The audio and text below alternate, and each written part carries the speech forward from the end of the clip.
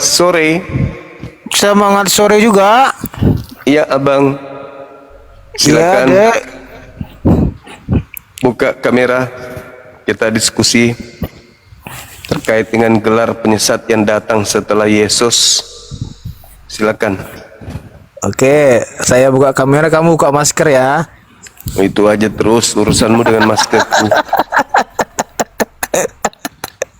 Aduh, ayo, gimana? jangan Ya jangan udah, nggak usah gengsi open dengan cam. kebenaran Diskusi itu. santai aja, nggak usah open cam, nanti Kebenaran itu penonton ini betul, panas. harus kita ajarkan, kita Iya, sampaikan nanti dengan akal kalau kau debat sehat. penontonmu panas, makanya nggak usah open cam, Dan santai akal aja. sehat. Ya kan, kita jangan ego di dalam beragama itu. Iya, ya udah Kalau diskusi santai aja, diskusi santai agama kita gitu. itu ternyata salah, ya akui salah gitu. Nah, Jangan tengok di bawah, tapping di bawah tuh, ada panas tuh, tuh baru. disuruh buka kamera.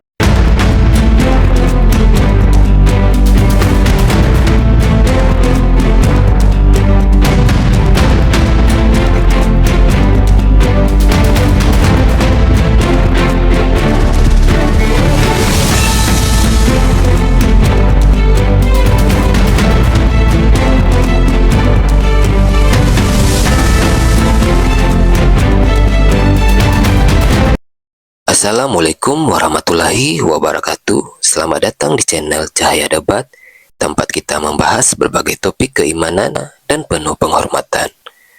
Pada video kali ini kita akan menyaksikan debat antara apologet Islam dan Kristen yang akan mengupas berbagai pertanyaan penting seputar keyakinan, sejarah, dan kebenaran. Dengarkan dengan pikiran terbuka, ambil pelajaran yang bermanfaat, dan tetap junjung tinggi sikap saling menghargai. Mari kita tonton diskusi dan debatnya sekarang. Apa manfaatnya buat Edis? Ya, Nah, gitu. Manfaatnya buat Edis adalah ditebus dosanya. Namanya karya, ada hasil baik plus maupun minus. Namanya karya gitu ya. Itu sih kira-kira. Makasih. sama-sama Bang Handi. Saya tidak ada soundcard, saya tapi tepuk tangan. Ya silakan Kak Heslin, ada yang mau disampaikan? Ya, gini, makasih Bu. Gini, makasih, saya sudah lama sering mau nanya. Gini, ipar saya waktu mau menikah dia masuk ke Islam. Sudah itu, sudah punya anak, dia kembali lagi ternyata tanpa sepengetahuan kami. Nah, terus setelah dia sudah masuk Kristen kembali, katanya dia pernah, waktu saudaranya semua pada larang waktu menikah secara Islam, waktu dia masuk Islam, katanya dia pernah berjanji kalau anak saya perempuan nanti lahir, saya kembali ke Kristen. Kemudian kalau laki-laki saya tetap ke Islam. Setelah itu, setelah dia punya cucu Bu, sampai sekarang itu dia sekarang dihantui. Cucunya kemudian mati semuanya. Cucunya kenapa? Cucunya meninggal di dalam umur baru masih 2 tahun sudah meninggal. Baru umur 2 tahun, ada yang umur 1 tahun meninggal. Kemudian masuk umur 2 tahun meninggal. Kemudian terakhir ini kemarin sudah mau sekolah TK meninggal lagi. Kemudian mantunya meninggal. Nah itu. Nah itu dia kayak ada rasa takut. Barusan dia sampaikan ke kami kalau dia itu sebenarnya sudah kembali ke Kristen. Alasannya kenapa? Nah, dia ungkapkan alasannya begitu. Itu tanpa sepengetahuan ternyata dia masuk. Nah, nanti ada tetangga yang sampaikan bahwa kenapa itu ibunya si itu ada saya lihat di gereja. Alasannya selalu dia temani kakaknya. Nah, sekarang saya mau nanya, bagaimana saya bisa menjelaskan ke dia, menguatkan ke dia kembali kalau dia bisa kembali lagi ke Islam, karena dia sekarang ini bimbang. Selalu dia sampaikan gini. Selalu dia dihantui karena dengan kalimat yang dia katakan asarnya itu cucunya sudah hilang semua. Itu. Pertama jawabannya suruh belajar mengaji, rajin sholat. Nah kalau dalam bacaan sholat itu mengusir iblis yang mempengaruhi jiwa raga. Itu aja. Jadi iblis itu sudah menggerogoti orang-orang yang sudah jadi sudah 4 orang yang meninggal di rumahnya. Cucunya semuanya di umur 1, 2 dengan 4 tahun. Itu sudah 3 diambil 4 cucunya Bu, dalam masih kecil semua. Dia bilang apakah itu dengan nasarnya dia? Yang dia bilang dia kembali ke Kristen kembali, itu yang bikin dia sekarang meninggal semua cucunya. Apakah karena itu? Jadi saya bilang kenapa barusan kau kasih tahu? Sudah 20 tahun, sudah 25 cukup, Bu. tahun. Bu, kayaknya udah cukup, kita udah paham gitu ya. Oke. Iya, ya gimana Paham itu ya, Pak? benar Nora semua ya. Udah. Kan tadi barusan dijelaskan. Pertama, ya kalau udah memeluk Islam, ya udah konsentrasi, banyak belajar, jangan neko-neko. Ya kalau ada yang meninggal itu, ya itu memang sudah ajalnya seperti itu. Kita lah orang hidup memperbaiki diri, introspeksi diri. Itu iblis nggak pernah berhenti menggoda manusia, 24 jam iblis kerjanya itu. Itu ya, makanya Tapi perbanyak ternyata baca dia sudah masuk Kristen kembali Pak. Ya nggak apa-apa Bu, biarin, nggak, jangan dipaksa. Mau dia apa? Nggak ada paksaan tuh kalau mau pindah agama kan gitu. Dia masuk Kristen kembali. Dia masuk Kristen kembali, dia mau kembali lagi ke Islam. Nah itu lagi ragunya dia. Dia bilang apa masih bisa diterima itu kalau dia masuk kalau Islam. kalau kembali insya Allah bisa diterima Bu. Yang penting tobat nasuha aja. Ya, Orang itu. Makassar kah? Orang Bugis kah? Ada yang dia sudah dibilang murtad. Di mana rumahnya dia kah? Ya. Di mana rumahnya? Orang Di Toraja Pak. Oh Toraja. Oh Toraja tuh teh. Iya kalau di Toraja Pak, di Sudiang Pak. Di Sudiang. Di Sudiang. Nanti balik saya ke rumahnya. Saya juga di Sudiang. Di mana alamat kah? Nanti di DM alamatnya. Iya Pak, saya mohon Pak. Iya nanti saya DM Pak. Nanti DM alamatnya. Nanti Itu saya yang ke rumahnya. meyakinkan itu yang dia belum bisa terima. Dia bilang apakah saya berdosa atau gimana? Apa saya masuk Islam kembali? Saya berdosa apa tidak? Iya. Oke ya Bu. Makasih Bu penjelasannya Pak. Makasih. Ya. Netizen di bawah, pada pintar semua. Kita mau to the point, dia bilang nggak sesimpel itu. Kita panjangin, dia bilang jangan panjang. Assalamualaikum. Gimana netizen di bawah ini? Jadi kita diem aja gitu. Apa namanya? Apa maunya gitu loh. Kita persingkat, dia bilang nggak sesimpel itu. Kita panjangin, jangan banyak ngomong. Bang Di mohon izin. Masya Allah. Ini abang ofisial Keramat Majalengka mungkin ya. Agama apa Bang? Selamat sore. Saya agamanya Muslim, cuman ada yang mau disampaikan ini terkait tadi. Penting apa tidak Bang? Ada yang mau syahadat atau gimana? Soalnya ini kan terkait yang tadi Bang Handi itu narasikan gitu kan, bahwa iblis itu berjasa kan, hingga ini itu belum terjawabkan. Sehingga kemarin itu pas waktu lihat Edis naik di komanya Pak Yusri gitu kan, ya bilangnya itu yang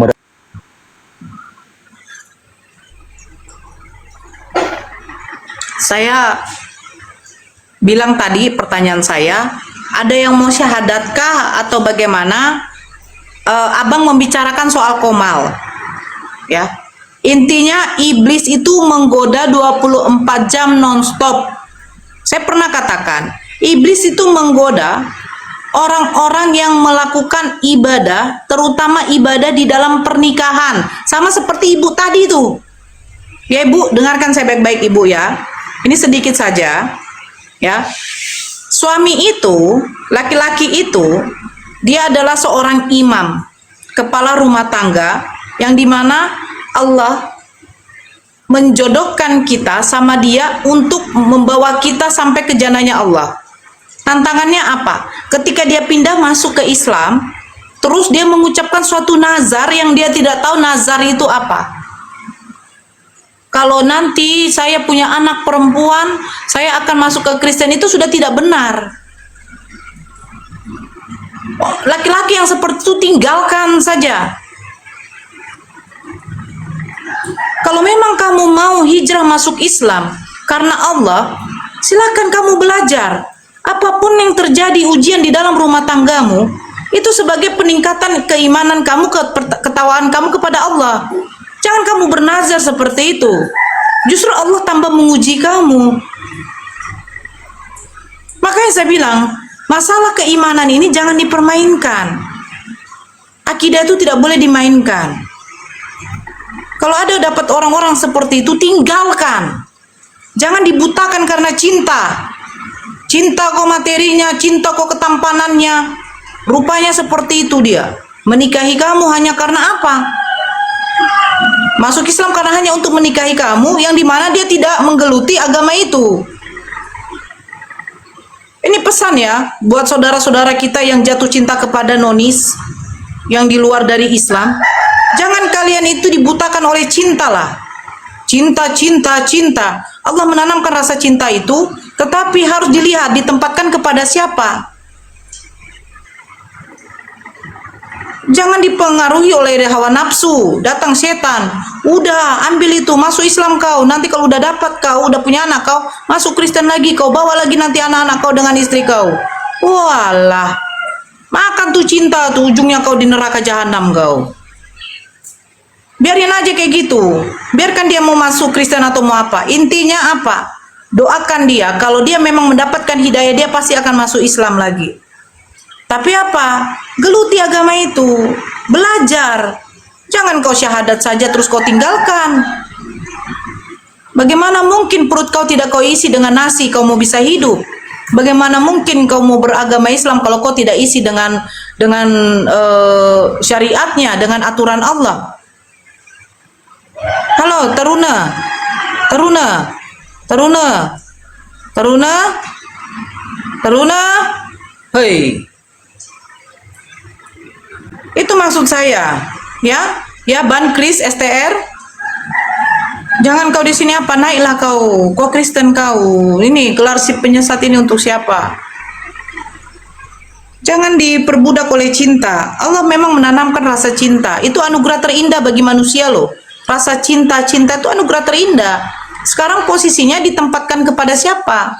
Apakah pantas cinta itu diberikan kepada yang seperti ini? Pantas apa tidak?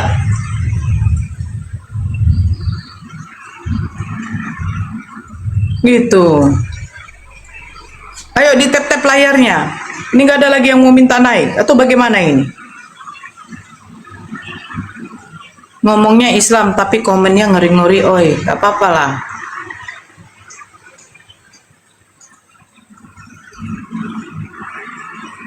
Iya. Apa ya, hati-hati ya, hati-hati kepada pasangan yang dibilang saya mau masuk Islam. Islamkan dulu dia kalau memang dia mau masuk Islam, belajar dulu. Kita lihat bukti dia betul-betul mau istiqomah apa tidak. Ayo yang Kristen silakan naik. Kita diskusi siapa gelar si penyesat ini. Yang mengaku bahwa dia adalah Kristus dan akhirnya mengajarkan ajaran-ajaran yang sesat, menyesatkan orang-orang banyak, menyesatkan orang-orang pilihan. Bang Zuma lagi apa? Lagi sholat.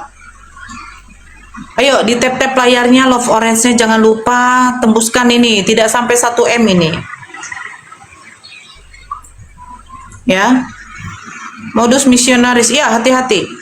Pemurtatan itu banyak terjadi itu dengan berbagai cara. Ada yang dengan pernikahan, dengan konteks pacaran, hamil, ya, dengan ekonomi. Ingat, semua itu adalah ujian dari Allah. Ekonomi yang merosot, ekonomi yang minim itu ujian dari Allah. Perbanyaklah ibadah. Apakah boleh menikahi ahlul kitab?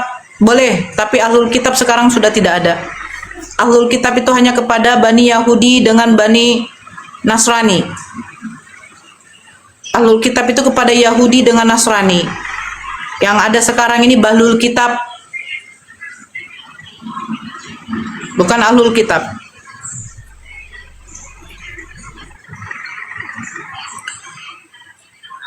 Amin, amin ya Allah. Bahlil pun ada. Bahlul kitab. Kangen Bang Zuma. Bang Zumanya lagi sholat. Ya. Silakan naik. Saudara kita yang Kristen, kita bahas. Siapakah gelar si penyesat ini? Yang datang mengaku sebagai Kristus yang menyesatkan banyak orang dan orang-orang pilihan. Yang membawa orang itu untuk memeluk agamanya. dan akhirnya mengaku sebagai pengikut-pengikut Kristus. Sebab Yesus tidak mengajarkan untuk mengikuti dia dengan cara menyembah kepada dia.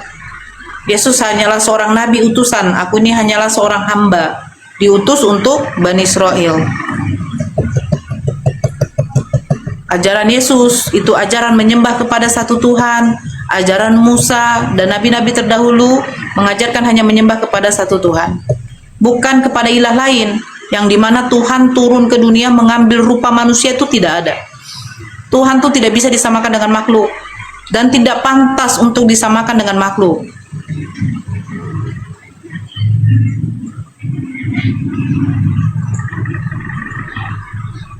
Contoh dong. Contoh nih ya. Perintah Tuhan, misalnya contoh nih. Jangan kau makan babi, haram itu bagimu. Itu perintah Tuhan. Apa kata iblis Bunda Nura? Apa kata iblis? Kata iblis, makan aja enak itu, ngapain sih kau sia-siakan? Nah itu kata kita. Ayo makan, makan. Bukankah semua ciptaan Tuhan itu adalah halal? Gak mungkin diharamkan. Mana mungkin Tuhan menciptakan segala sesuatu menjadi haram? Ayo makan, makan. Nah ujungnya apa? Semua yang masuk ke dalam mulutmu itu yang halal, tetapi yang keluar dari hatimu dan dari jamban itulah adalah yang halal, yang haram, najis. Lucu.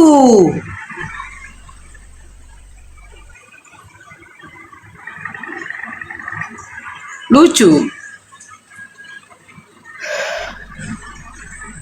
Allah itu memberi aturan, larangan kepada manusia untuk melihat seberapa taatkah manusia ini kepada perintah Tuhan.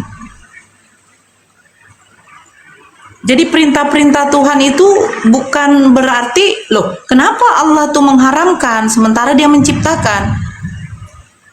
Ketaatan kepatuhan kita kepada Allah itu yang Allah ingin lihat.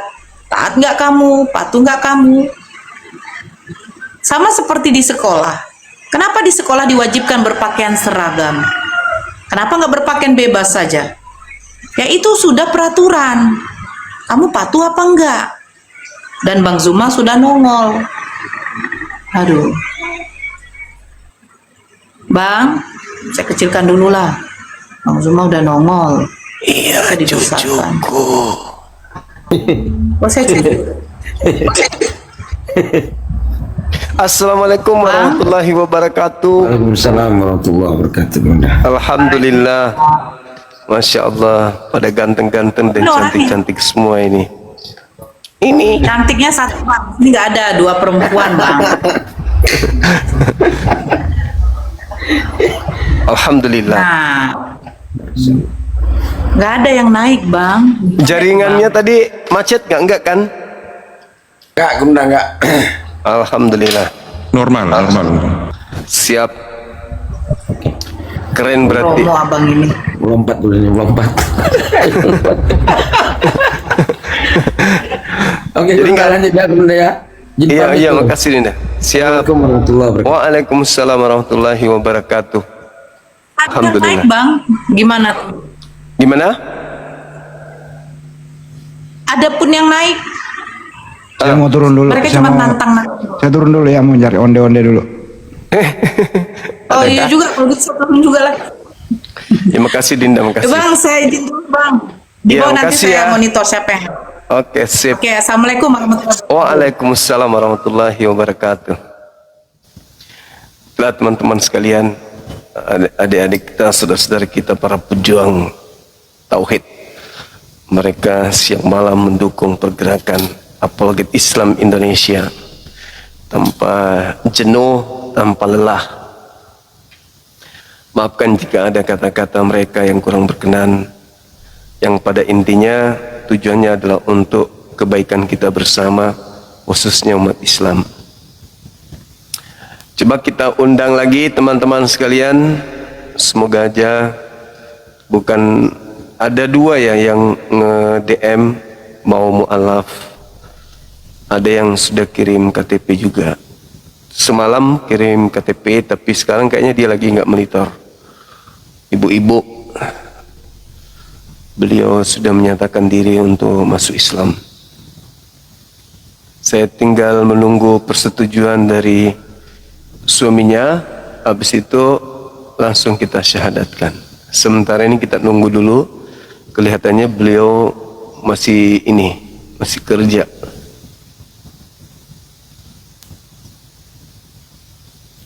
Gitu teman-temanku sekalian.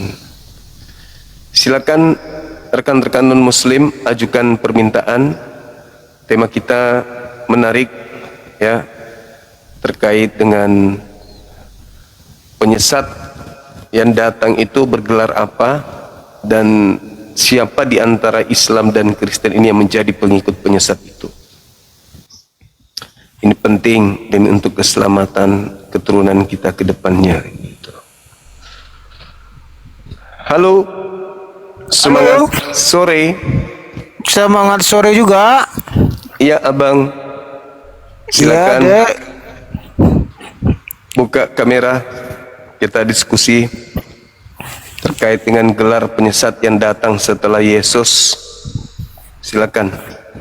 Oke, saya buka kamera, kamu buka masker ya. Itu aja terus urusanmu dengan maskerku. Aduh, gimana? Jangan Ya jangan udah, nggak gengsi usah open dengan kok. kebenaran Diskusi itu. santai aja, nggak usah open cam nanti. Kebenaran itu Penonton ini itu panas. harus kita ajarkan, kita sampaikan. Ya, nanti Dengan akal kalau kau debat sehat. penontonmu panas, makanya kau usah open cam Dengan santai akal aja. sehat. Ya kan, kita jangan ego di dalam beragama itu. Iya, ya udah Kalau diskusi santai aja, diskusi santai. Agama kita gitu. itu ternyata salah, ya akui salah. Gitu. Jangan Nah, tengok di bawah, tapping di bawah tuh, ada panas tuh. Ah, tuh, baru. disuruh buka kamera. Iya, disuruh tengok buka tapping itu tuh, bani apa lah katanya. Tuh, ha.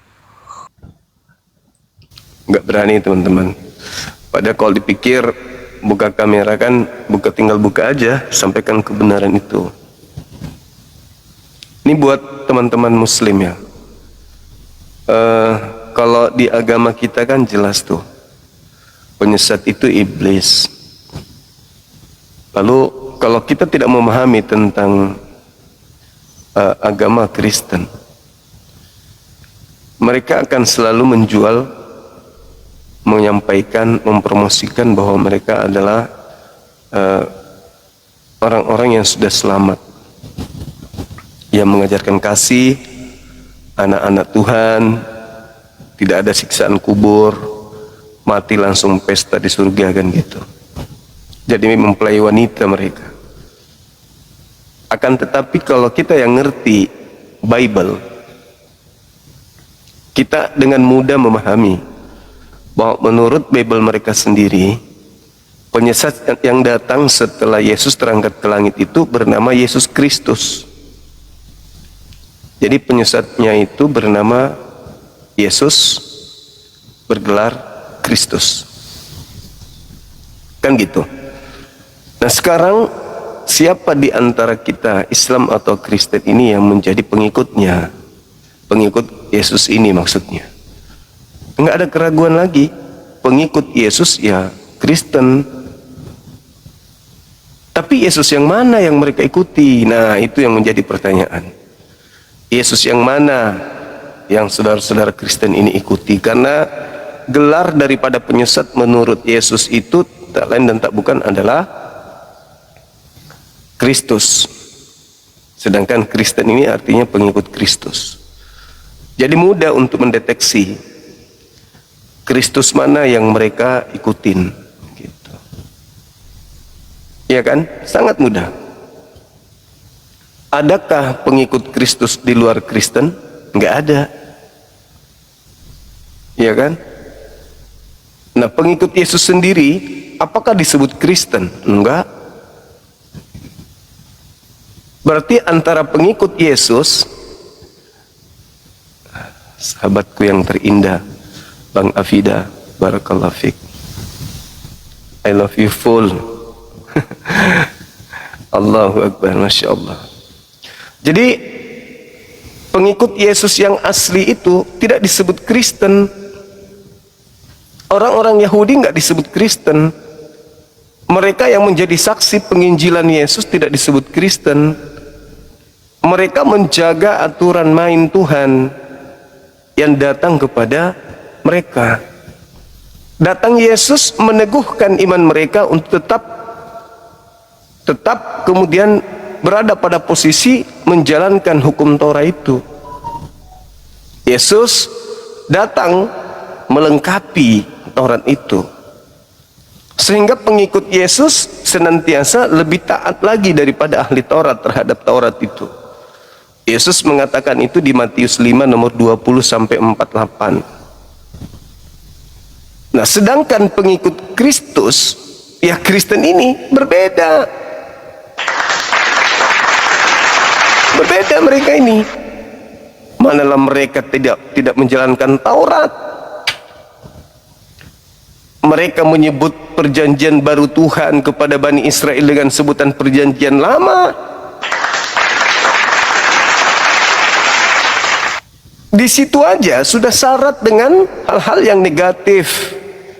Ketika mereka mengatakan hukum Tuhan yang datang kepada Bani Israel itu dengan sebutan perjanjian lama, itu sudah sesuatu yang menisbahkan bahwa mereka menganggap bahwa apa yang terjadi, apa yang menjadi acuan Yahudi dalam beragama dalam Torah itu adalah sesuatu yang sudah usang. Artinya sudah tak berlaku lagi. Makanya mereka menyebutnya perjanjian lama. Padahal perjanjian lama yang mereka maksud itu sungguh adalah perjanjian baru bagi Bani Israel dan Bani Yehuda. Nah, inilah cara-cara penyesat yang datang menurut Yesus. Mereka merubah hukum Tuhan. Mereka memutarbalikkan firman Tuhan. Makanya Yesus mengatakan, jangan kau berikan barang kudus itu dan juga mutiara itu kepada babi dan anjing.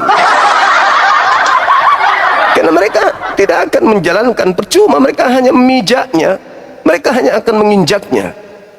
Mereka tidak akan menjunjung tinggi mutiara itu. Dipijak, asli dipijak. Bahkan Paulus sendiri mengatakan bahwa hukum yang dulu dia taatinya, sekarang ketika dia pengenalan dengan Kristus, dia menganggap hukum itu adalah tinja. Tuh. Perjanjian baru Tuhan dianggap tinja. Coba. Kenapa bisa demikian? Karena penyesat tadi. Waspadalah kepada penyesat yang datang kepada kalian. Ini ucapan Yesus kepada siapa? Muridnya. Berlaku enggak itu kepada Paulus? Ya enggak. Lawang Paulus bukan muridnya kok. Jadi kalau Paulus tidak waspada kepada Kristus yang datang kepada Paulus ketika menuju ke Damsyik, ya EGP. Toh memang Yesus hanya menasihati muridnya kok, bukan menasihati Paulus. Paulus, ya paman, waspadalah kepada penyesat yang datang kepadamu ya. Iya paman. Emang ada kayak gitu ceritanya? Enggak ada. Yesus tidak pernah melarang Paulus untuk percaya kepada Kristus yang datang kepadanya pada saat dia menuju ke Damsyik. Jadi kalau Paulus percaya itu adalah Yesus, ya sah saja. Toh dia orang Farisi, toh dia adalah ahli kitab, ya toh. Kalau kita lihat 1 Korintus 9 nomor 20 21, ya dia adalah orang munafik. Berarti ya saja untuk menggenapi Matius 23 nomor 15, bahwa dia harus menjelajahi daratan, menyeberangi lautan untuk mentobatkan orang-orang di luar untuk menjadi pengikutnya, menjadi orang neraka. Kan begitu. Itu real terjadi. Makanya ketika ada ajakan di Islam, ya ayuhan nas, wahai seluruh umat manusia, kulu mimma fil ardi halalan tayyiba. Wahai manusia, Makanlah apa yang baik yang ada di bumi, yang halal, yang baik. Makan. Wala tattabi'u, tapi jangan kamu mengikuti langkah-langkah syaitan. Sesungguhnya setan itu adalah musuh nyata bagimu. Musuh. Tapi ada ajaran yang mau mengasihi musuh. Kasihilah musuhmu. Apakah mereka nggak bermusuhan dengan iblis ya? Ah? Kalau kita kan bermusuhan sama iblis, dan kita dikatakan bahwa musuh itu nyata, jangan kau ikutin, apalagi mengasihi. Lawang iblis kok dikasihi. Iblis itu musuh. Tidak mungkin umat Islam mengasihi iblis. Disuruh musuhnya itu dikasihi.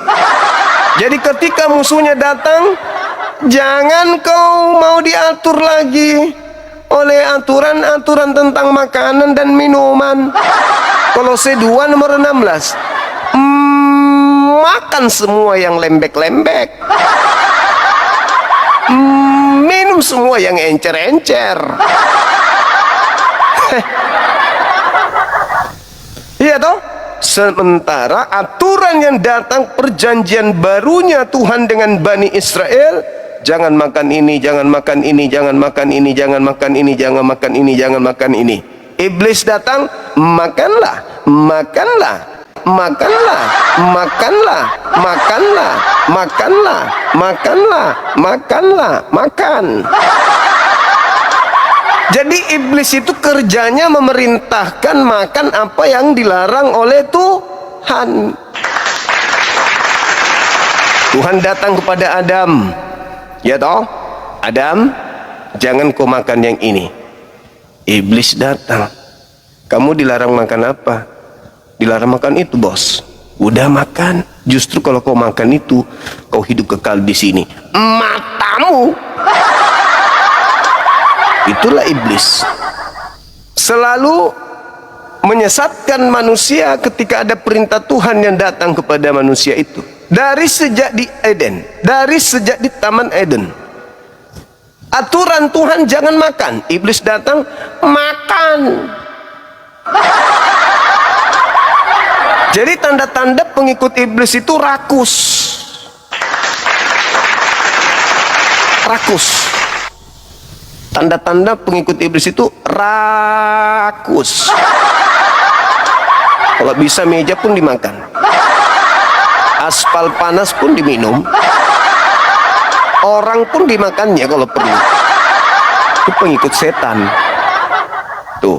Kenapa Tuhan melarang makan ini, makan itu, makan ini? Karena ada pada diri manusia diciptakan oleh Allah berupa lidah. Mana yang bagus dia dibikin kayak lidah di sini ya? Ada lidahnya bom-bom nggak situ? Pinjam tuh. Biar ku jelaskan. Nah, nih. Ini kayak lidahnya bom-bom ini. Anggaplah ya kan ya. Angsa saya, maksudnya angsa saya. Kalau bom-bom yang asik kasih yuk. Ini lidah. Benda kecil. Ada nggak yang seperti ini lidahnya panjangnya? Panjang kali bah. Benda kecil. Tuhan ciptakan begitu sempurna benda kecil ini. Di sini ada alat untuk sensor untuk mendeteksi asin. Di sini kecut. Sebelah sini manis. Di sini gurih. Di sini apalah? Pahit. Asam, manis, kecut, hambar, dan seterusnya. Benda inilah yang akan menarik kemudian apa yang disebut insting sugesti rasa. Seketika ini minta dan merasakan sesuatu yang disebut makanan, maka dia pasti akan meminta lagi. Makanya tiba-tiba aja, aku pingin makan bakso aku pingin makan pangsit aku pingin makan ini Kenapa? Karena dia sudah pernah merasakan apa yang diajarkan, apa yang dirasakan oleh lidah. Maka iblis datang merasuki manusia supaya lidahnya itu terpuaskan. Nah, berbicara dengan hal ini, maka Tuhan kemudian bikin aturan. Aku mau melihat siapa di antara hambaku yang pantas surga, pantas neraka. Jangan kau makan ini. Datang iblisnya, makan. Iblis itu selalu bertentangan dengan Tuhan. Begitu.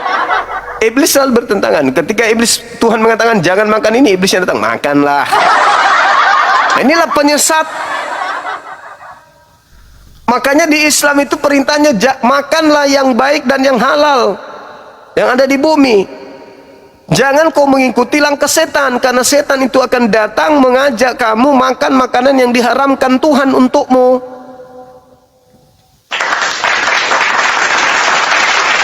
Itu teman-teman sekalian. Jadi wajar kalau misalnya Yesus memperingatkan murid-muridnya, pengikutnya agar waspada kepada penyesat. Penyesat datang, apa tujuannya? Sama seperti di Eden, mengajak manusia untuk menghalalkan semua apa yang dilarang Tuhan, bahkan cenderung melawan apa yang Tuhan perintahkan. Contoh, Tuhan perintahkan kurban hewan, Imamat 1-2, tapi iblisnya malah melarang berkurban hewan. Tuhan meminta kemudian untuk mengkuduskan Sabat, hari Sabtu, untuk hukum kepada Bani Israel. Iblisnya datang merubahnya menjadi Haryanto. Tuhan memerintahkan sunat kulub, wajib bunuh yang tidak bersunat. Iblisnya datang merubahnya, pelihara kulubmu, berikan dia aksesoris anting-anting, kalau perlu tanam di situ kelereng dan merica.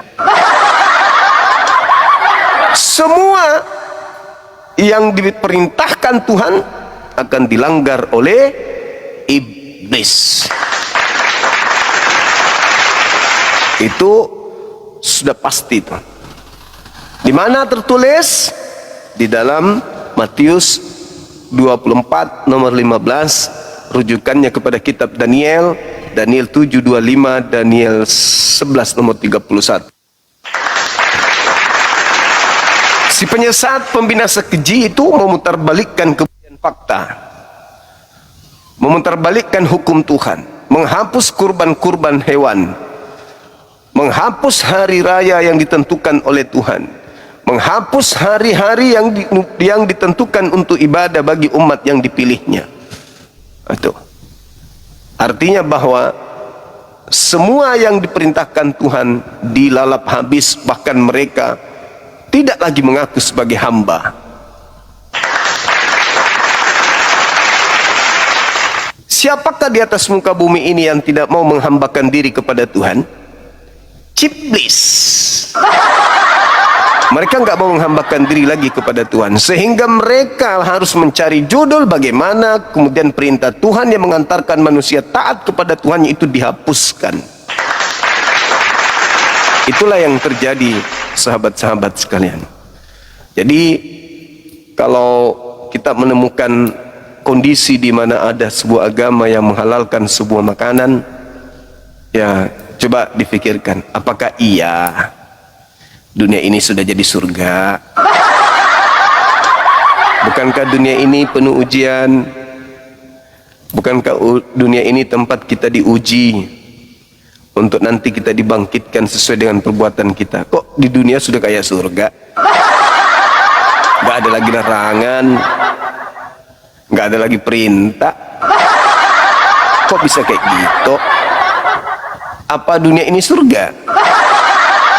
Makanya kaidah di Islam, ad-dunya sijnul mu'min wa jannatul kafir. Dunia ini seibarat penjara bagi orang-orang mukmin dan surga bagi orang kafir. Itu fakta, itu real. Jadi dunia ini tempatnya kita harus memenjarakan diri, mentaati perintah-perintah Tuhan, malah tetangga kita membebaskan dan menghapus perintah Tuhan. Gitu teman-teman sekalian. Jadi jangan heran kalau ada agama yang semua binatang melata itu dimakan. Saya belum pernah sih lihat warung makan mereka perkedel nyamuk, belum pernah. Tapi mana tahu ke depannya ada kan ya, perkedel cicak. Kalau cicak tokek sudah, biawak sudah, kelelawar sudah, tikus apalagi itu makanan kesukaan mereka. Tikus, balau, padale, buaya, segala jenis ular. Apalagi yang mereka tidak makan? Apa kira-kira ya? Belut dimakan pastinya. Cicak sudah, ular sudah. Apalagi? Keluing. Nah ya, ini keluing yang nggak pernah tengok. Keluing, pernah ada yang lihat mereka makan keluing? 1000 kaki.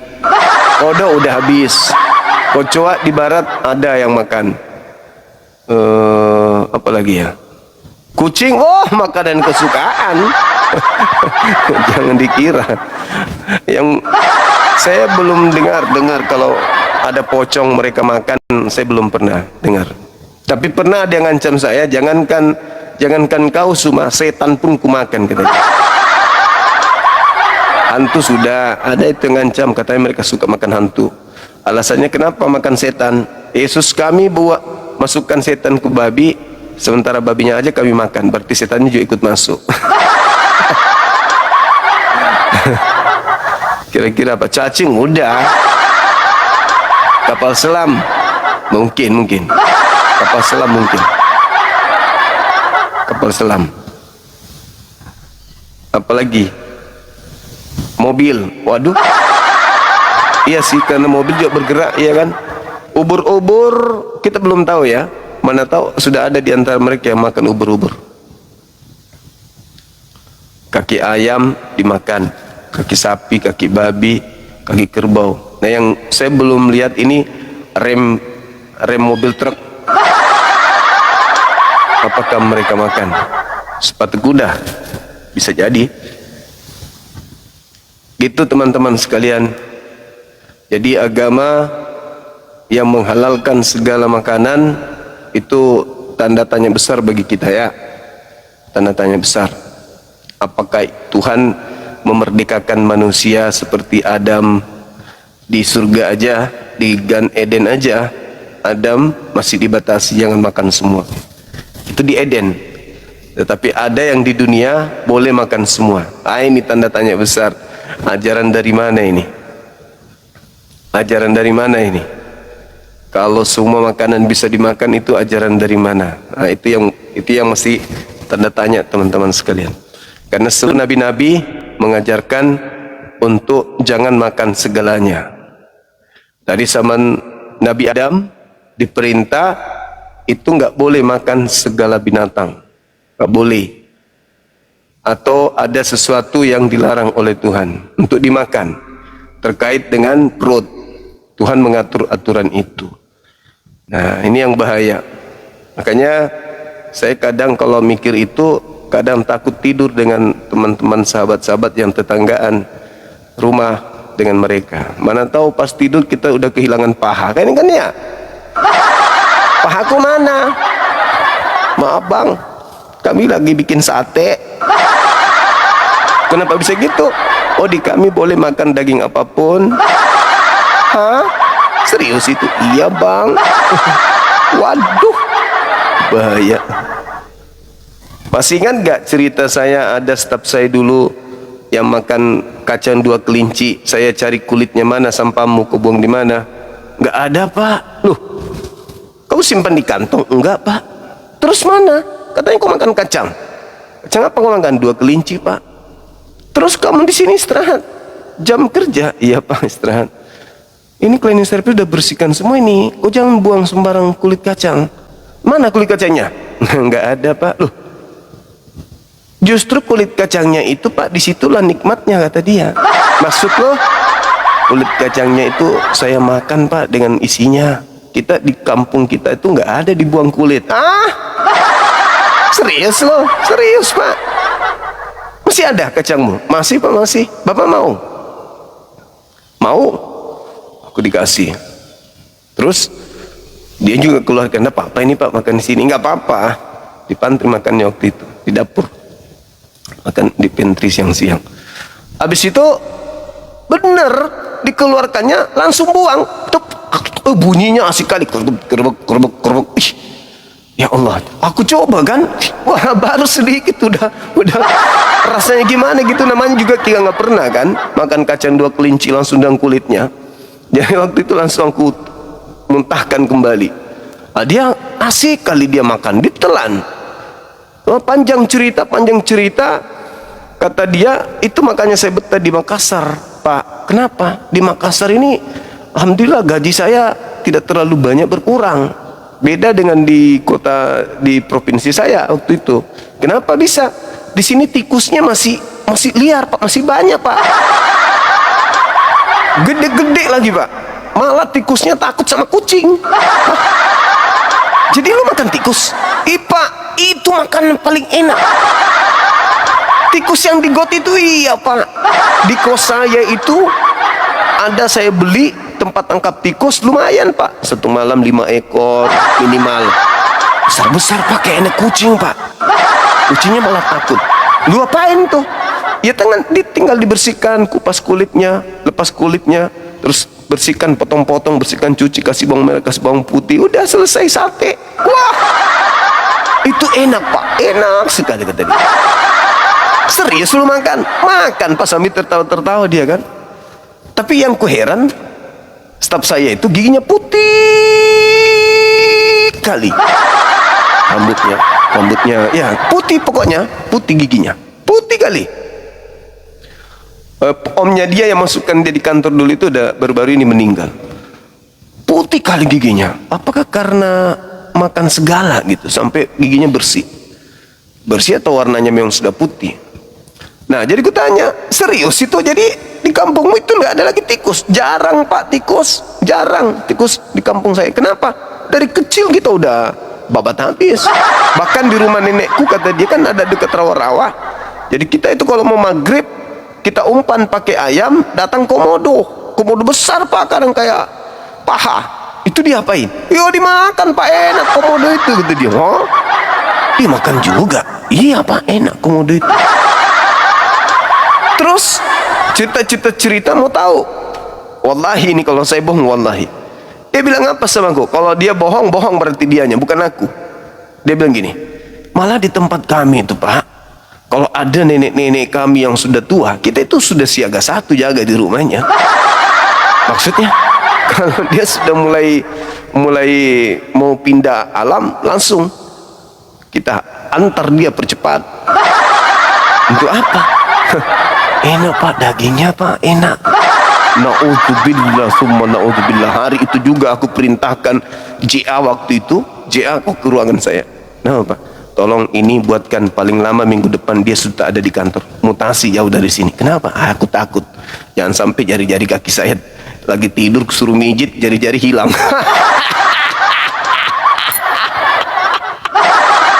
Jadi aku bilang itu serius pak, serius. Makanya kalau kami di sana tuh pak tidak susah kalau ada nenek-nenek yang sudah tua itu. Misalnya temanku namanya ini, ada neneknya sudah tua, itu kita sudah bikin rencana-rencana itu. Siapa nanti yang tugasnya ini, siapa yang tugasnya ini, siapa. Itu kita sudah bikin. Tapi sampai hari ini aku nggak percaya cerita itu. Aku nggak percaya, nggak mungkin lah selesai di situ. nggak mungkin. Nah, ada suatu waktu saya ketemu dengan pamannya di kantor di Capom, cabang pembantu. Aku bilang ini, Sius, Kadio, duduk. Saya, Pak. Ada cerita dari ponakanmu, itu serius? Dia cuman ketawa-ketawa. Dia nggak bilang tidak, dia nggak bilang, Bapak ini ada-ada aja. Ya, aku serius. Serius itu ponakanmu cerita kayak gitu. Izin Pak, saya ada tugas dulu Pak, boleh Pak ya? Ya udah silakan. Saya sampai detik ini masih bertanya-tanya. Apakah itu betul? Hah? Serius itu mereka kayak gitu? Aduh, geli juga sih, geli juga. Nah, kalau kita lihat ya teman-teman, kalau kita lihat di dalam pengajaran di kitab mereka yang sering pernah saya bawa juga terkait dengan YouTube-nya aman kan? Aman kan YouTube, teman-teman? Aman, tidak ada masalah kan? Tes. Kok bisa? Aman. YouTube aman. Oke. Jadi tidak heran teman-teman. Karena setelah saya belajar, waktu itu saya belum terlalu mendalami Bible. Belum terlalu seperti sekarang. Nah, setelah saya pikir-pikirkan waktu itu, apakah anak ini bohong atau tidak gitu, atau memang dalam keyakinannya ada ruang untuk membolehkan itu. Setelah saya baca teman-teman sekalian, ternyata di 2 Korintus 10 nomor 25, coba dibaca deh, coba dibaca di 2 Korintus 10 25 itu, coba dibaca apa yang tertulis di situ. Ngeri, memang ngeri. Ada yang bisa posting nggak di bawah 2 Korintus 10 25 ini? Ada nggak? Wah, ngeri. 2 Korintus 10 nomor 25. Setelah saya pelajarin, saya buka, saya baca, saya dalami. Oh, ternyata oh gitu toh. Ternyata bisa. Bukan cuman babi ternyata. Bukan cuman kacang, kulit kacang. Ternyata waduh, segala daging boleh mereka makan. Bahaya ini. Mulai saat itu kalau ada acara kantor, saya suruh anak-anak jangan yang non dekat-dekat tidur dengan saya. Kamarnya harus jauh-jauh.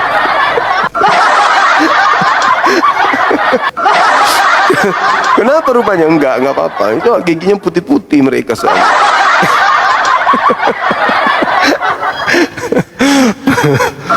Ada yang bisa posting nggak nih di taping bawah nih? Ada nggak yang bisa posting di YouTube juga? Ada nggak di YouTube? Kamu boleh makan segala sesuatu yang dijual di pasar daging.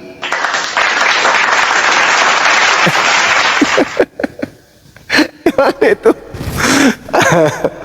Aduh, kamu boleh makan segala sesuatunya yang dijual di pasar daging. Ya multi tafsir sih, segala sesuatu yang dijual di pasar daging tanpa memeriksa ini daging apa gitu.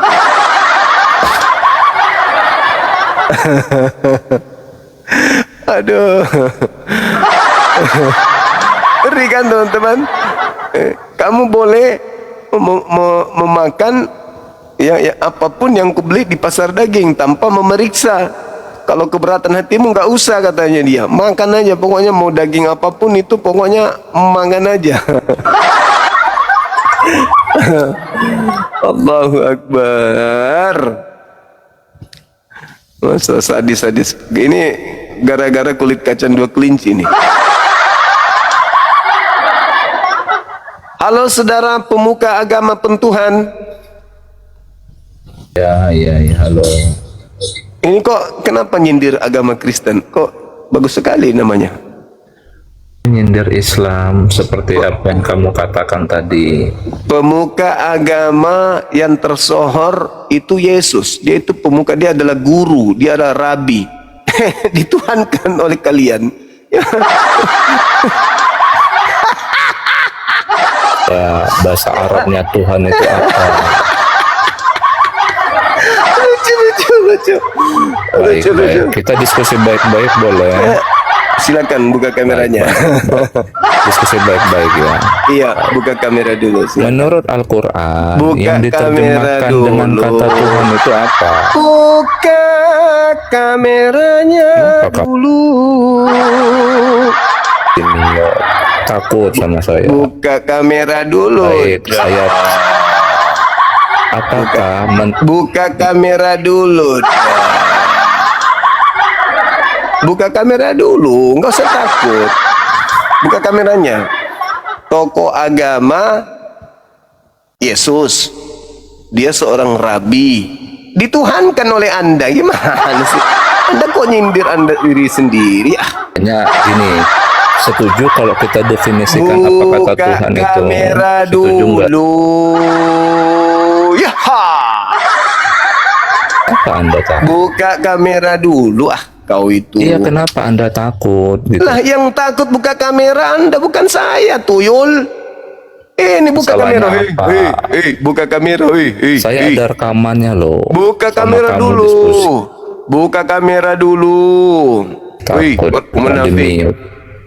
Udah. Kenapa kamu bilang saya Kau munafik? turun, kau ke gereja, colok Takut pantat kamu, pendetamu, jilat tanganmu. Begitu aja kok repot. Orang cuma suruh buka kamera aja susah. Tinggal kau buka aja, habis itu paparkan Rob artinya apa. Boleh nggak Nabi Muhammad disebut Rob? Boleh. Kalau kamu mendefinisikan dengan kata Tuhan atau penguasa. Tapi Nabi Muhammad tidak boleh disebut Rabbus samawati wal ard. Nggak boleh.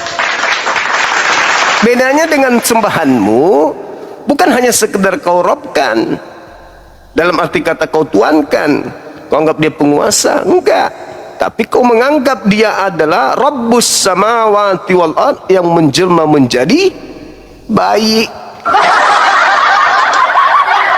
Buka kameramu kalau mau diskusi sama aku, tinggal kau buka, sederhana kok itu. Kita telah menyaksikan bagaimana apologet Islam dan Kristen menyampaikan argumen dengan keyakinan mereka masing-masing. Perbedaan yang ada bukan untuk memperkeruh suasana, tetapi menjadi ruang untuk saling memahami dengan lebih dalam. Semoga diskusi ini menambah wawasan kita dan mendorong kita untuk mencari kebenaran dengan hati yang jujur dan pikiran yang terbuka. Terima kasih sudah menyaksikan sampai akhir.